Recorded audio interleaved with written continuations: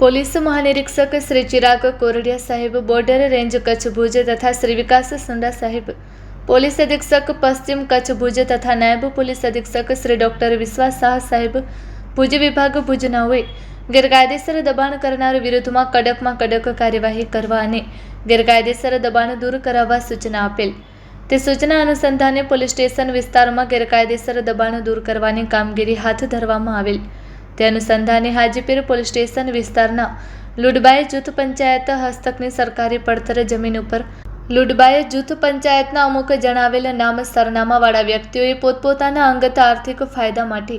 commercial બાંધકામ કરી તે જગ્યા પર લોજ, ખાણીપીણીની તથા કરિયાણાની દુકાન બનાવી સરકારી જમીન પર પેશકદમી કરી ગેરકાયદેસર રીતે સરકારી જમીન